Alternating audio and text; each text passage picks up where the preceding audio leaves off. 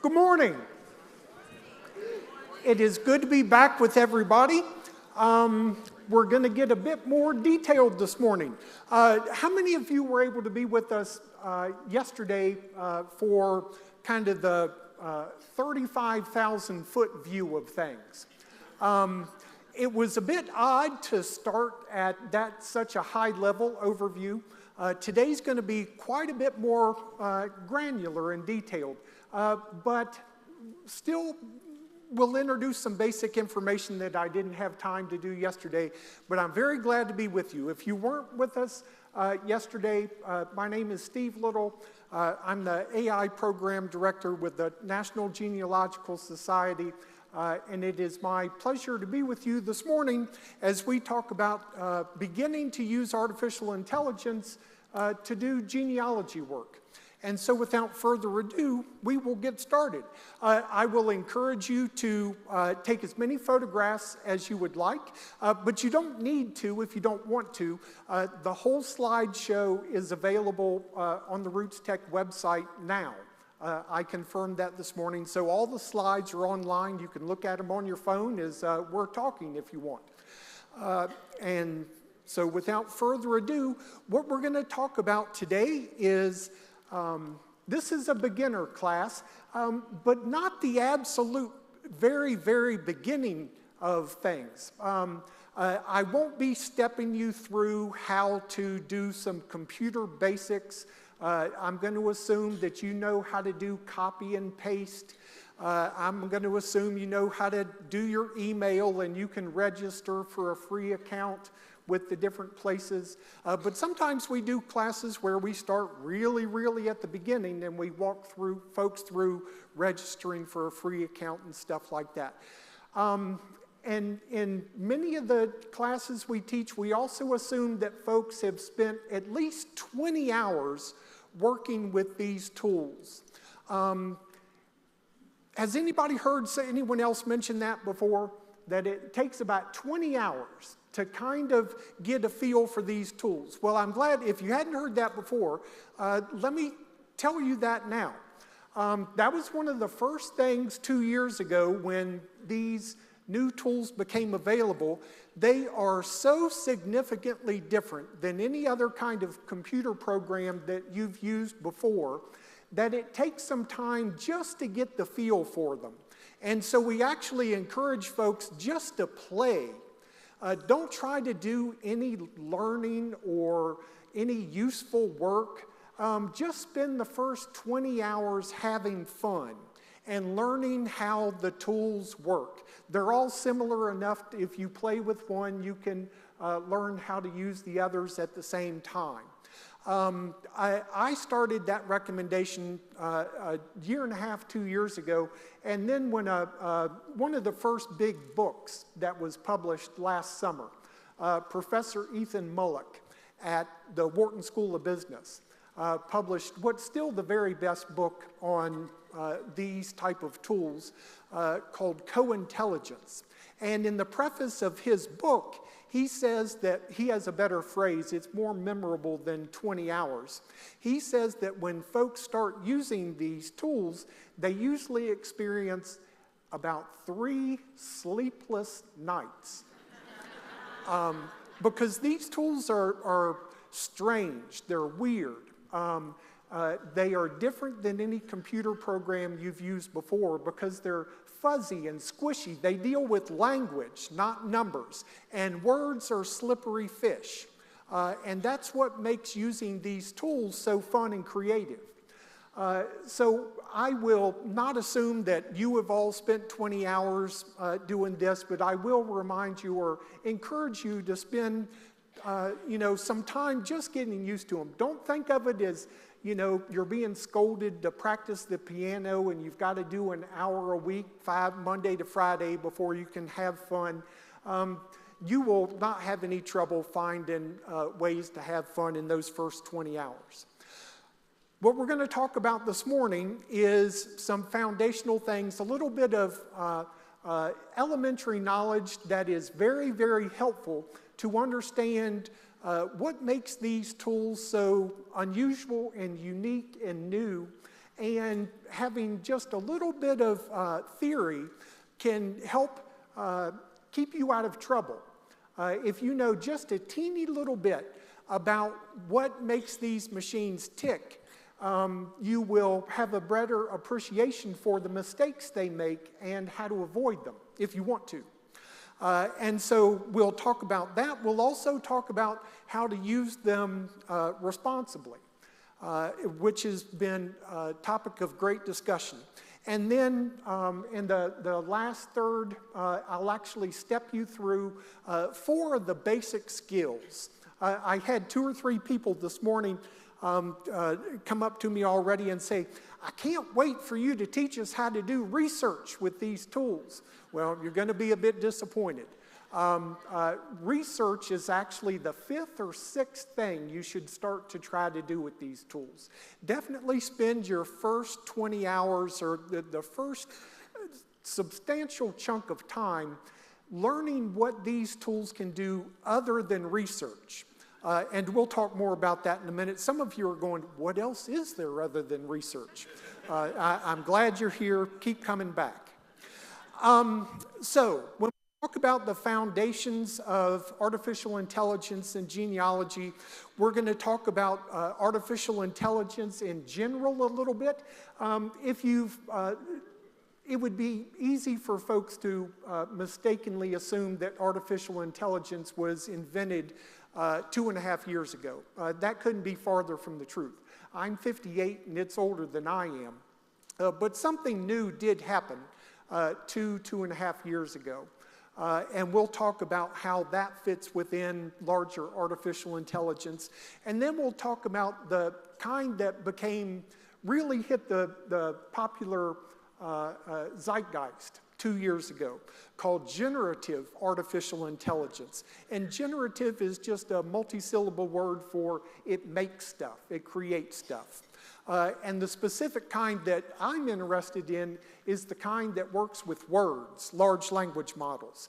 And there's some loathsome jargon. I hate jargon with a white-hot passion.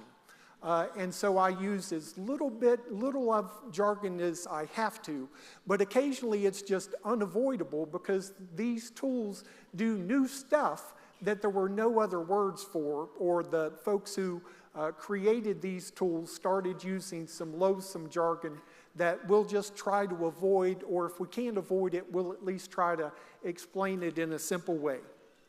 Okay, artificial intelligence has been around for a long, long time. There's many different subfields, and genealogists have been using artificial intelligence for a long, long time too.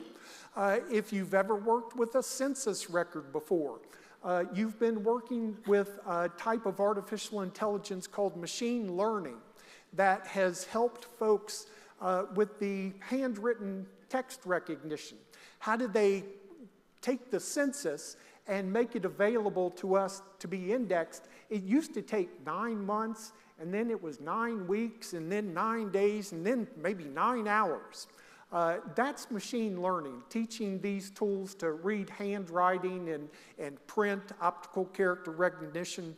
Other types of artificial intelligence are good for describing images or creating images, understanding speech or creating speech. But the kind I'm going to be talking about today is the one kind of in the middle there, natural language processing. That's where my passion is. That's what I started studying computational linguistics in the 80s and 90s. And that's what's really blown up in the past 3 to 5 years, that these tools are really good at working with words. We will talk about specifically generative AI. These new tools, we're going to be talking about how they work with words, but they don't only work with words. When we give the words to a large language model, it actually chops up the words into smaller pieces. You can also chop up other things into smaller pieces, and the same language model can work with those. Images and audio and video. it can chop those up into little bits and pieces too. And the same way it uses words to figure out what's the next word, it can use the little bits and pieces to create or understand images, audio, and video. But our focus today is going to be on text. And so we'll be talking mostly about OpenAI's ChatGPT, Anthropic's Claude, Google's Gemini, Meta's Llama, and X's Grok. Okay, language models. How do these things work? How many of you have used ChatGPT or one of the other chatbots? Ooh, that's the 80-90%. How many of you have not used these tools at all yet? About 10-15%. Good.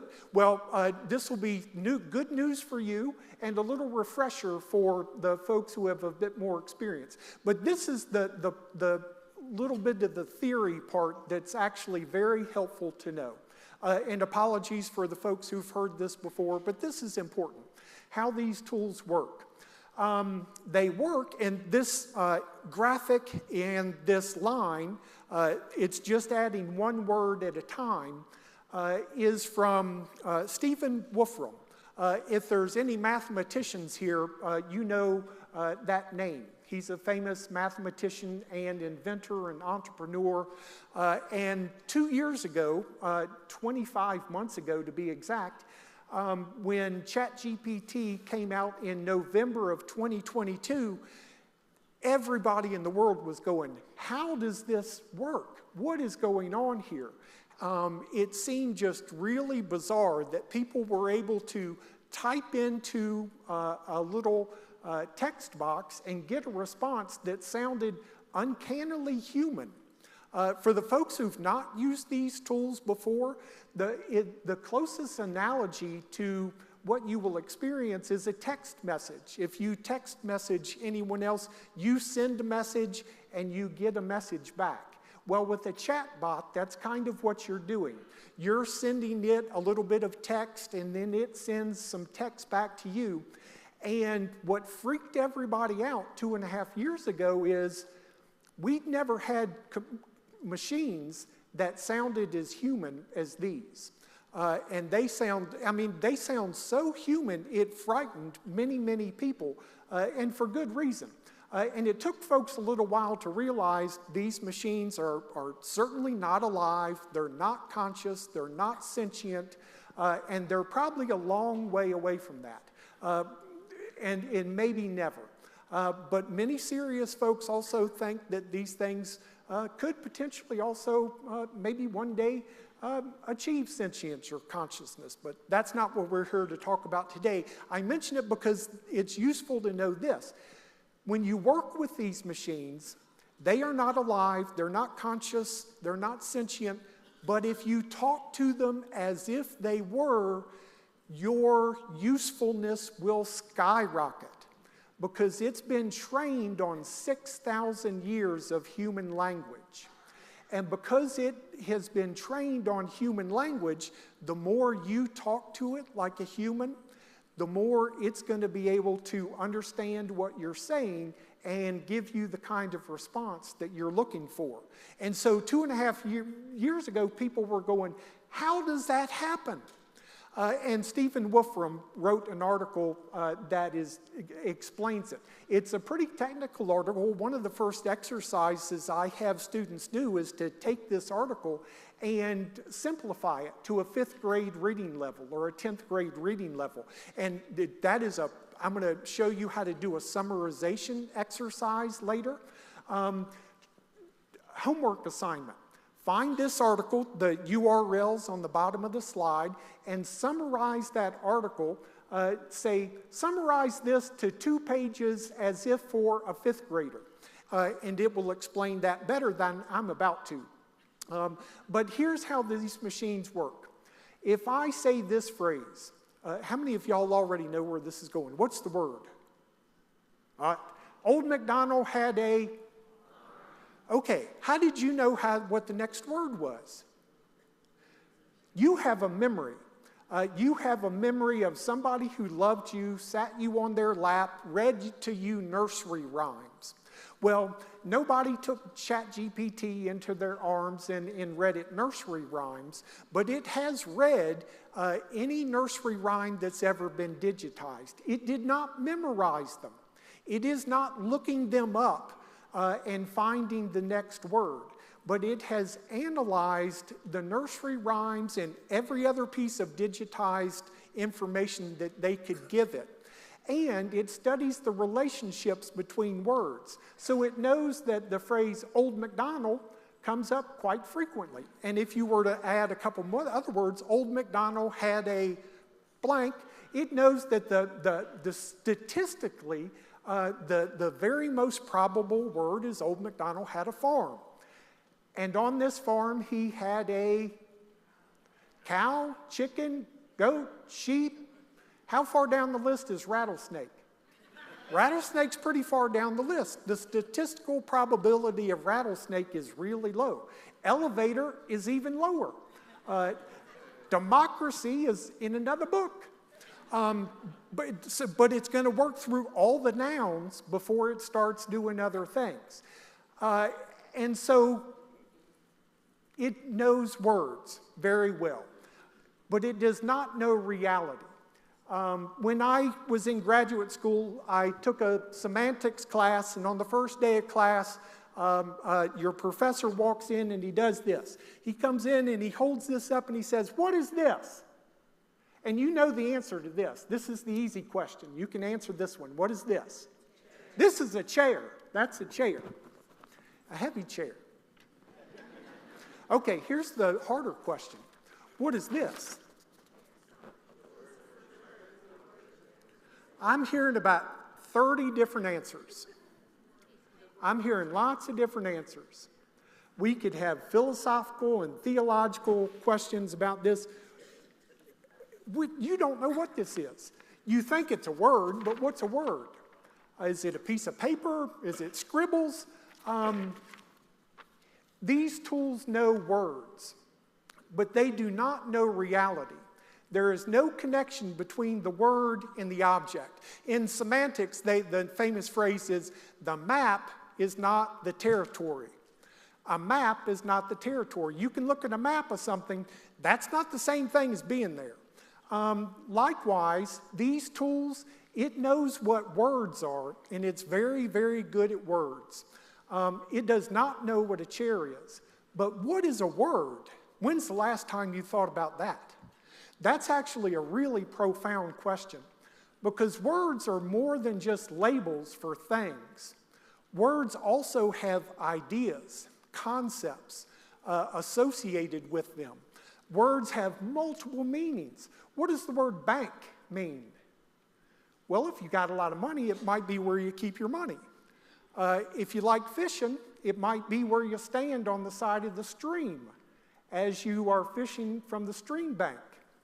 If you're a pilot, it might be how you turn the plane when you bank the plane. Words have multiple meanings. Words are slippery fish. These tools are really, really good at the slippery fish. It will figure out what meaning of the word bank you meant.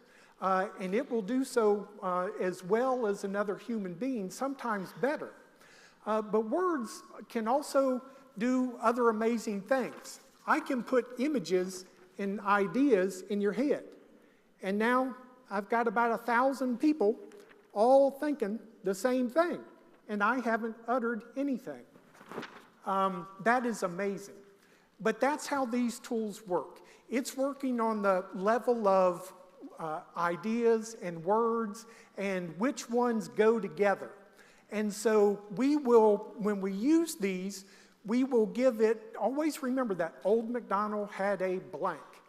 That is the prompt. That is, you are asking the model, what's the next most statistically likely word to come up? So you're building a conversation with these tools to get it to respond. Okay, a little bit of loathsome jargon before we get into the meat of things. A prompt. When we talk to these tools, our side of the conversation is called the prompt. Because what does it mean to prompt something? You're being bossy. You're instructing it. You're telling it what to do. These language models, they're actually called instruction models. You are giving them instructions. So when you talk to it, whether you realize what you're doing or not, you are giving it, setting up the context for its response. And response is the other way. That's how we label its side of the conversation. When it comes back with farm, cow, chicken, sheep, rattlesnake, good for nothing, Virginian, that's the response. It doesn't do that to me too often. Together, those things, the prompts and the response, are called the context window. And it remembers a little bit of your conversation. These tools, we think of them as super, super smart computers, but their short-term memory is limited. 2 years ago, it was quite limited. 2 years ago, when we were working with these tools, we had to limit ourselves to about 3 pages of information because its short-term memory was very small. And if you gave it 4 or 5 pages of information, the first page would scroll right out of its memory and fall to the floor. So we are working within its memory.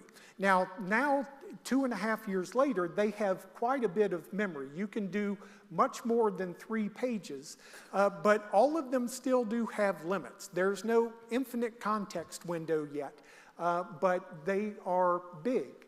Part of our job is to know a little bit of the basic information about the tools we're using. You'll hear me talk about best practices. Know your data, know your model, know your limits. And knowing how much context the chatbot you're talking to can use is part of knowing your model.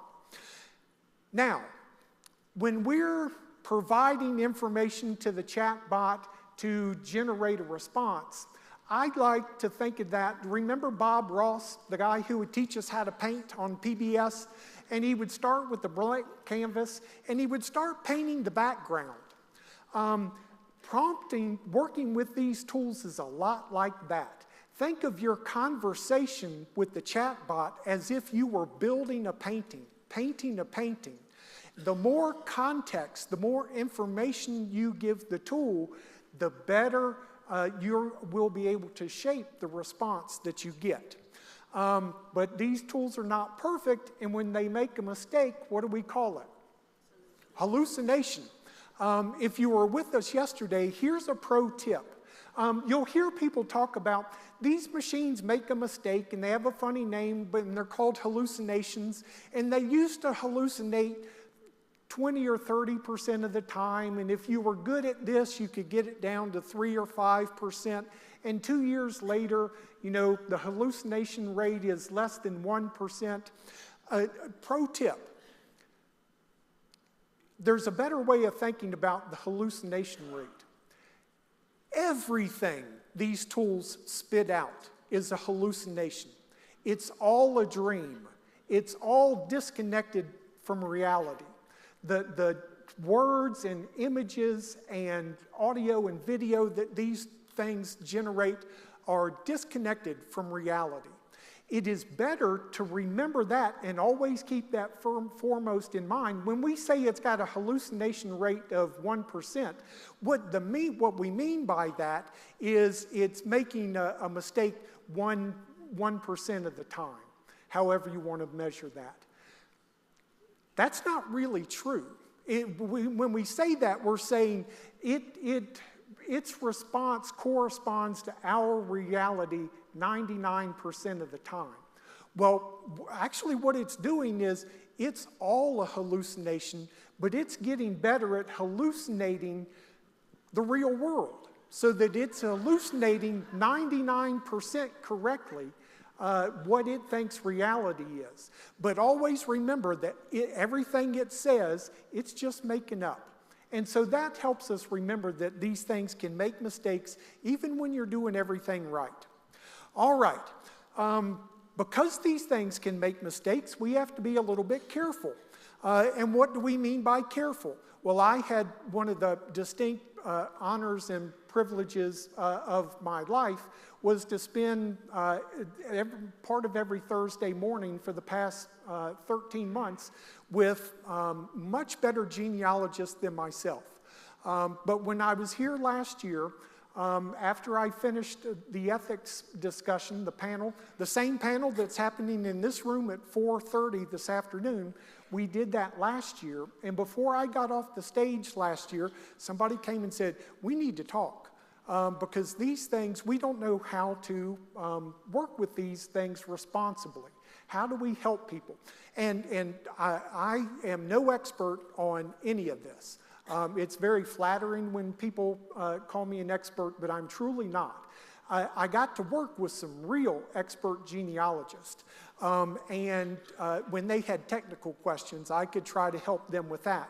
But the real professional genealogist spent the last year trying to figure out how can we help people do this. And they came up with these guidelines. And these are just being released here at RootsTech.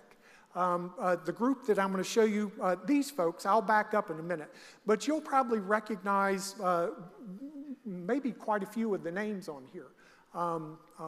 These are the folks who worked very hard every week, every Thursday for the past 13 months to come up with these guiding principles. And it's 5 words: accuracy, disclosure, privacy, education, and compliance. Accuracy. AI can generate false, biased, or incorrect content. Therefore, members of the genealogical community verify the accuracy of the information with other records and acknowledge credible sources of content generated by AI. You do not say, this is true because ChatGPT told me so. No, no, no, no, no. You've got to find something real because it just hallucinated what it told you. If you want to find out whether it's really real, you've got to find a credible source. Now, what's exciting is these tools are getting better with suggesting to you where the credible source is. Disclosure. Acknowledging the use of AI enhances trust. Therefore, members of the genealogical community disclose, as context requires, when AI materially influences the creation or modification of content. In many, many contexts, perhaps almost all of the contexts that serious genealogists use these tools, you'll want to let others know that you were working with AI. Just to be honest and truthful. There may be occasions, depending on how you use these tools, if you're a very casual user, if you're doing these things, if you wrote a blog post and you wanted to take that 700-word blog post and turn it into a 20-word tweet, an announcement, just a little blurb, it may not be necessary to put an asterisk beside that kind of use. But if you're going into a courtroom, if you're working with law enforcement, if you're working for money, if somebody's paying you to do genealogy, if you're writing for peer-reviewed publication, or if you're writing for a journal or a newspaper or a newsletter or a magazine, then you are going to want to disclose when you've been using these tools. Privacy. AI usage can lead to unintended data exposure because when you talk to these machines, 99.99% of the time, you're sending your information off to the cloud somewhere. And you need to be aware that you've given that information to a third party. It could be Google, it could be any other company.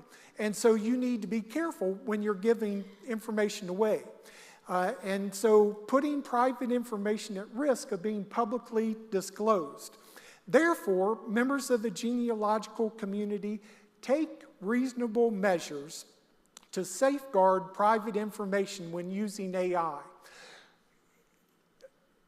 You can do this safely, and you can work with these tools and ensure the privacy of the information that you're working with. But you have to dot your I's and cross your T's.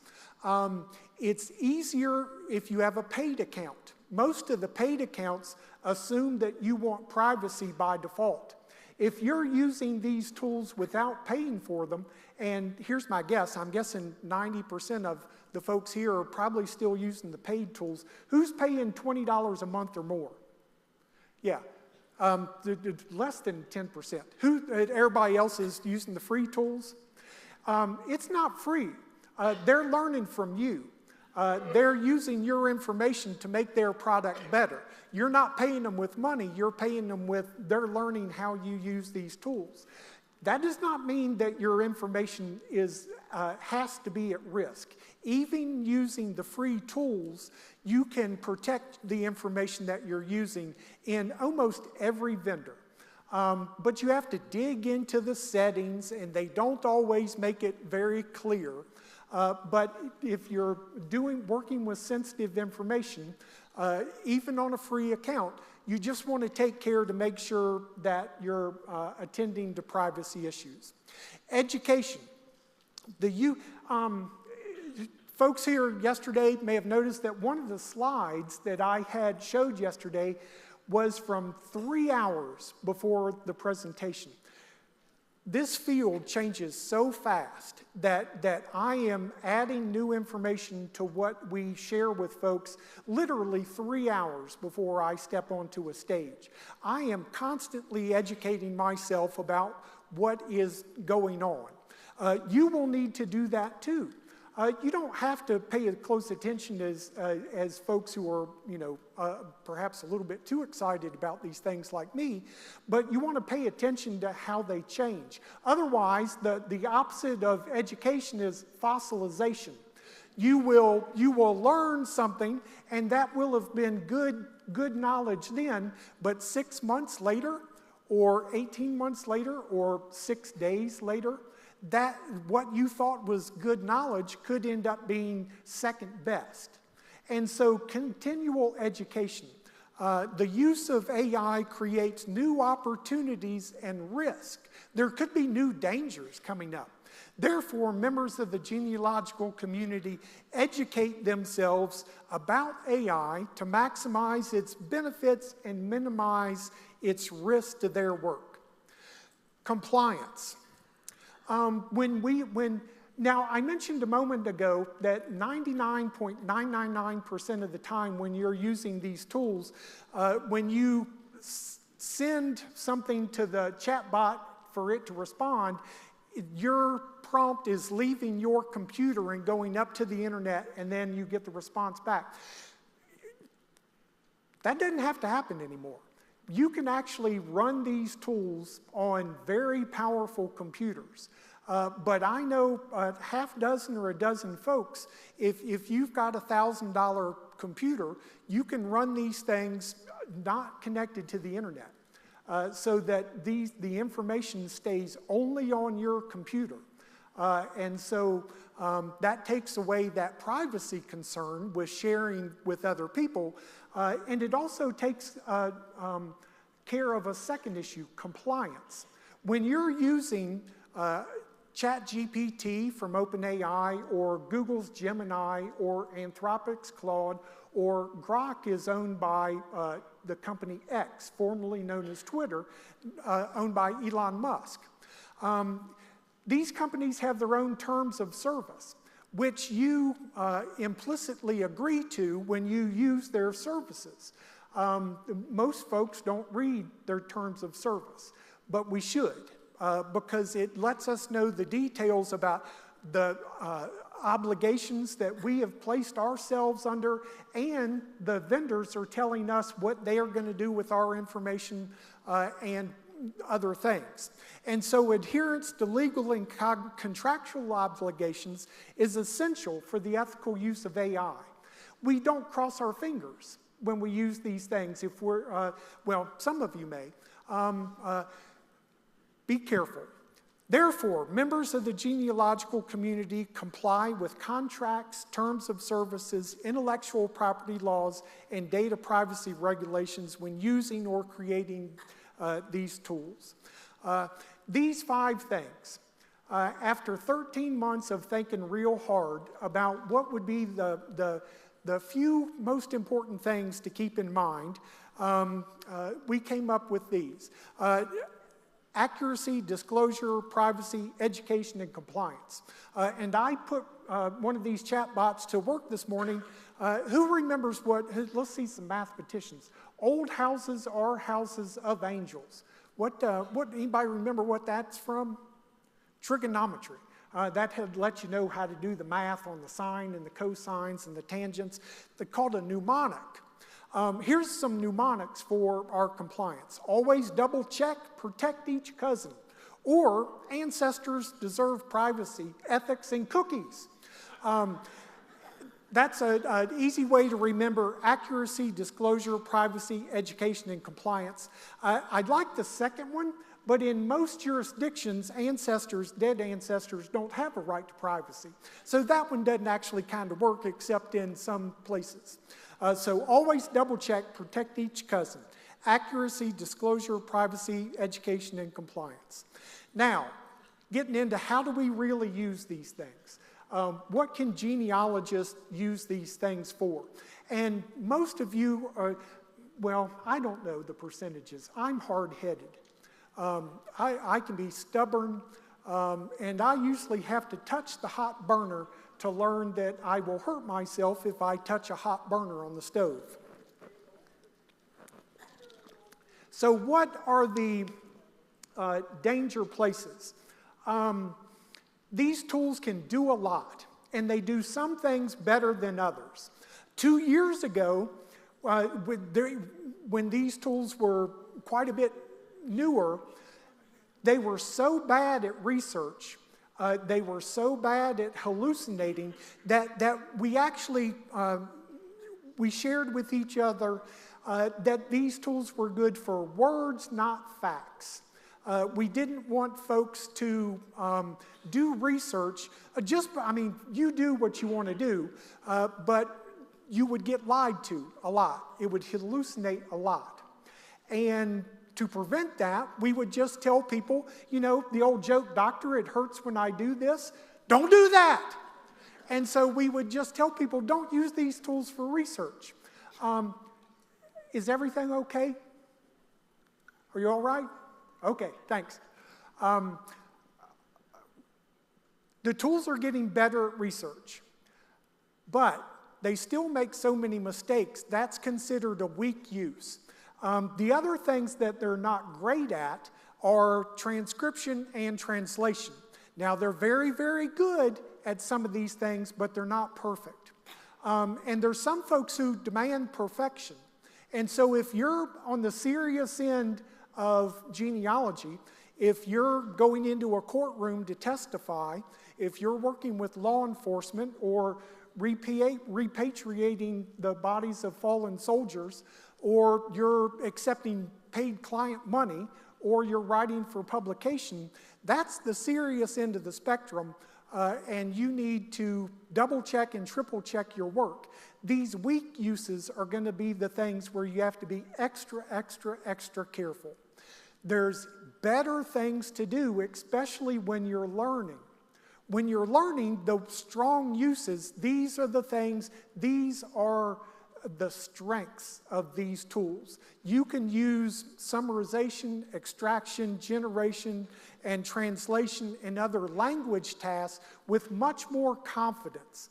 That's why we call them a strong use, because you still have to double check them, but you find that it does much better with these tasks. And so we're actually going to look at these a bit more.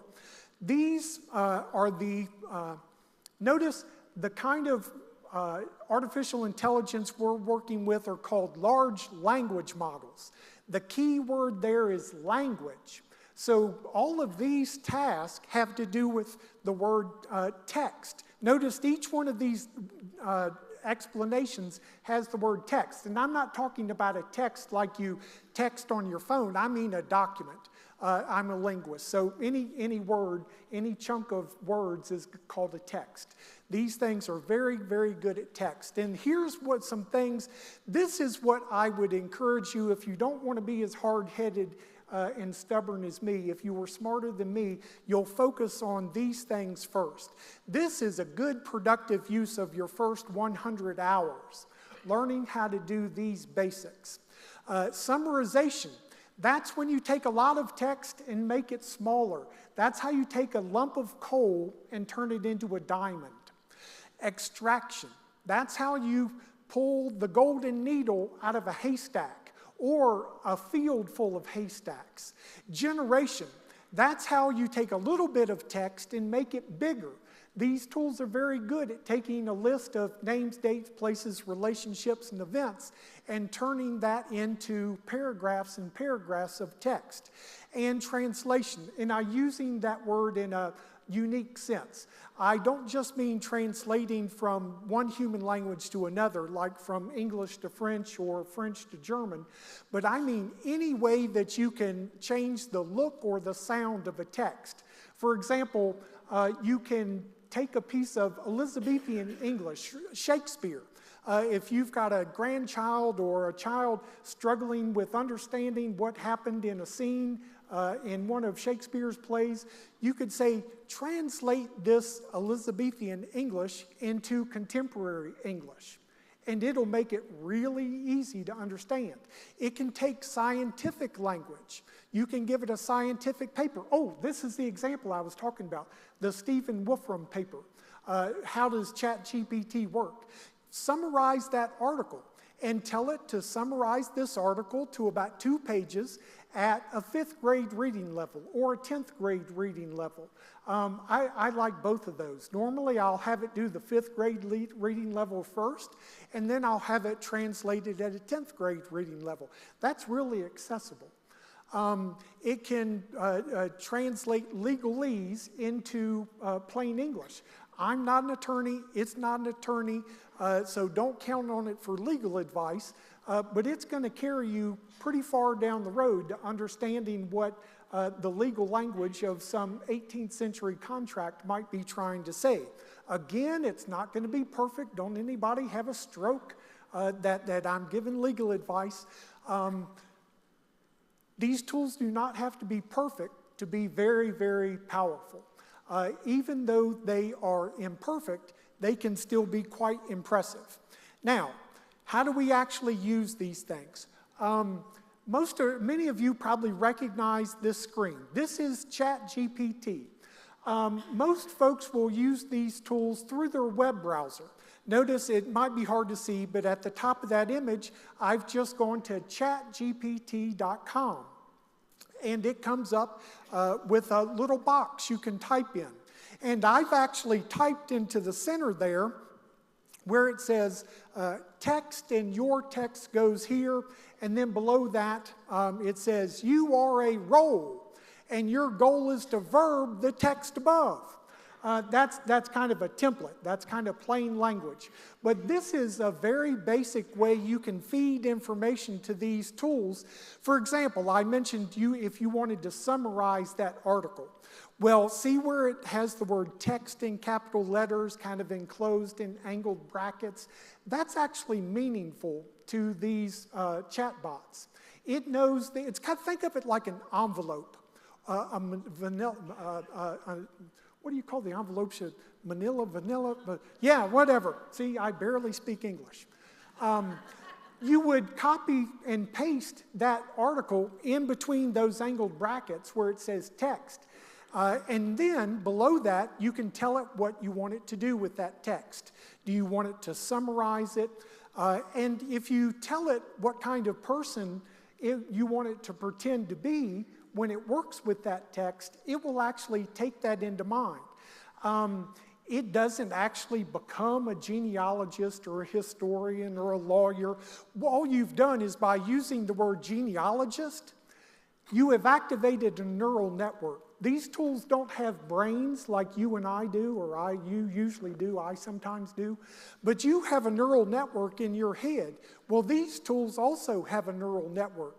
And by using the word genealogist in my prompt, I have activated every other word that's ever touched the word genealogist in the past 6,000 years. And now it's ready it knows, ooh, these are all the words that sometimes come with genealogists.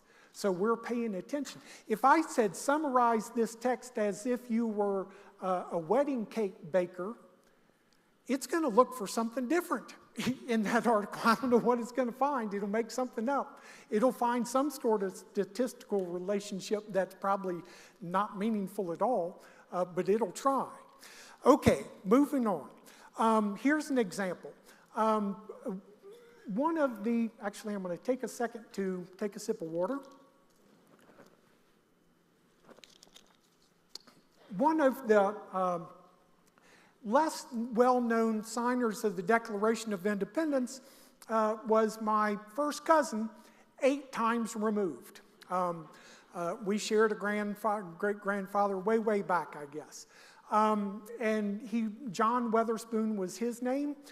He was the only clergy person to sign the Declaration of Independence. He was a Scotsman and clergy, and they brought him to New Jersey. They recruited him to be one of the first presidents of Princeton University. And he ended up being a mentor to James Madison and some of the other younger founders of the country. And many years after his death, they put up a statue in the newspaper. And this is the Library of Congress. And I grabbed the text from that newspaper article when they put up that statue in 1906. So notice how at the very top of that, you might have to have good eyes to see, but that's the text from that newspaper article. And at the top, you see where it says article in angled brackets. That's kind of the envelope that I've put this in. And then you can see I've pasted it into ChatGPT. You can see the bottom bracket. And then below that is my prompt.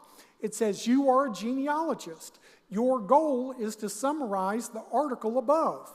And bam, in just a few seconds, it comes back and says, here's a concise genealogical summary of the article.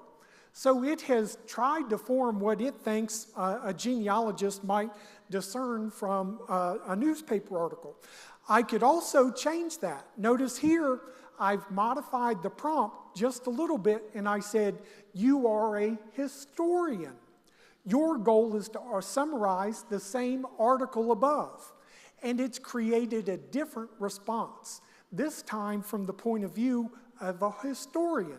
And so it's not going to focus on the relationships the way that this did. Notice this focuses a lot on the people and the relationships. But if I ask it to do it as a historian, it says this. This article provides a historical overview of John Weatherspoon, highlighting his extensive legacy through numerous distinguished descendants. I don't count. We're cousins. I'm not a direct descendant. Yada, yada, yada. President of Princeton, signer of the Declaration, and a big family. You can also do summarization. The next one is extraction. I used the same article, but now I'm doing something different with it. I said, you are a genealogist. Your goal is to extract a list of names and relationships from the article above. And so now what it's gone through to do is it's looking for names and relationships. Each time that a relationship is explicitly stated or implied, these things are so clever that it will try to find, for example, if it said that John's wife was Mary, and then later it says John's son was Bob, well, who's Bob's mother? Mary. Now, that's not explicitly stated in the text, but these tools, when it starts adding one word after another, it might stumble across and be able to correctly infer that Mary is the mother of Bob, even if that wasn't explicitly stated. If it was stated somewhere else that John and Mary were married and one of John's sons was Bob, it will correctly infer that, or perhaps incorrectly. You know, the genealogists, we know families are messy, so that's another way a mistake could get in there. Extraction again. I've changed the prompt a little bit to do this. You are a genealogist. Your goal is to extract lists of names and relationships from the article, and then I added this. You can tell it what shape of the response you would like it to be. And I said, formatted as a structured CSV file. That's a comma-separated value file. That's an Excel file. That's a spreadsheet. So what it's actually created is a spreadsheet. It read a newspaper article and created a spreadsheet. That's pretty impressive. We've not been able, you couldn't do that 3 years ago. Not easily anyway, not as easy as this, and not for free, and not with 3 minutes of training. And sure enough, if I were to download that little CVS file and double click on it, it would open up in Excel. I changed it, to generation. I took that same list. Noticed above where it says list in the prompt, I took that CSV file and I fed that back to ChatGPT, that same list of names, and I said, you are a genealogist. Generate a short 40-word paragraph from the list above. And so it just took that list of names, dates, places, relationships, and events, and it wrote this. John Weatherspoon, signer of the Declaration and Princeton University president, had prominent descendants, including Vice President John Breckinridge. His children married influential figures such as historian David Ramsay, and many served notably in academia, politics, and the military. It took that whole list and boiled it down to what it thinks is the most salient and important 40 words. That's generation. That's how you write things. Generation's just a funny word for write, because you could have it also make other things. Translation. Here's a kind of translation you didn't know existed. You are a funny genealogist. Transform the article above into a limerick. It took that whole newspaper article and translated that newspaper article into this.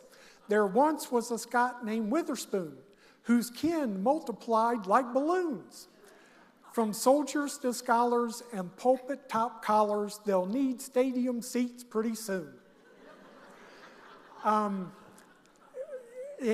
what is really strange is over 2 years, it's getting much, much better at poetry and joke telling. It is just something. Okay, thank you very much. We're going to have about 5 minutes or so for questions. If you want to get in touch with me after today, the information on your screen shows you how to get in touch. My strongest encouragement would be the one at the bottom. Blaine Bettinger has done a great service to all of us. He created a Facebook group almost immediately after these tools became available, and it's the center of gravity for anybody interested in this work. There's about 9,000 genealogists who talk about artificial intelligence in this group, and we're just teaching each other. We're sharing discoveries. We're learning from each other, and really one of the most valuable things we do is we share our mistakes, where these tools fail. And that's actually, it's more important to know what these things are not good at than to know what they are good at. And so this is probably the best place to stay current is in that Facebook group. All right, if you have any questions, I can take a few questions before we have to go. There's a microphone there, and I'm going to alternate. I'm going to start at that microphone, and if we have time, I'll bounce back and forth. Yes, sir. In the example that you gave, you provided it with the basic, well, a large amount of information that you had from the article. Three-part question. Yes. I did a request yesterday for it to write up an itinerary for a 70-year-old couple to do a 10-day trip in Eastern Europe, blah, blah, blah, and gave a few things that we're interested in, and it produced a very nice itinerary. It produced that, obviously, by going to the internet. Maybe not. I didn't give it any information about the places or anything. It could have been given that information from the internet 2 years ago. And that's the great danger. Especially, not all of these tools currently have internet access. So it may have, for Anthropic's Claude, for example, the second best, it does not have internet access. So if you were to say, plan me an itinerary for Spain, it's going to give you 2-year-old information. That's why we bring the data to it. The hallucination rate drops like a stone. If you bring it something to chew on, it won't make stuff up nearly as frequently as if when you don't give it something to chew on, it's going to rely on what it was told 2 years ago. Part 2 of the question. Okay, so maybe my supposition was wrong, but it seems to have drawn something. What it didn't tell me was, you're going to go read this book by Rick Steves. Uh-huh. Okay, now when I ask it a genealogical question of, can you find any family relationships for Jesse Hughes in Kentucky in 1830 and give his dates in there, it says, well, you ought to go to this source and this source and this source and do your research. So it doesn't, even from public data, it doesn't pull anything in to answer my question there, whereas if I ask for the itinerary, it doesn't just recommend a bunch of guidebooks. You got lucky. It will make stuff up. If you had phrased your question just a little bit differently, it would have just made a lot of stuff up. They're getting better at not making stuff up, but depending on your previous conversation, it had perhaps gotten the impression that you wanted to work with factual information. And it's getting better at not trying to present information in a factual sense if it's not. But it still very easily could stray into that place. And then the third part to that question is, what we're all lusting after, is this is progressing very rapidly. When do you foresee that it's going to start to go to the internet and find those things already? For us? Oh, it's already there. One of the examples I gave yesterday, most of the tools do have internet access now. And they will go out and collect sources. I showed folks yesterday a locality guide. Now, this was not with the free tools. It wasn't even with the $20 a month tool. It was with one of the even pricier tools. But it came back with a 35-page source-linked documented locality guide. And all of it came back with, I think, 44 different sources, and they were all valid.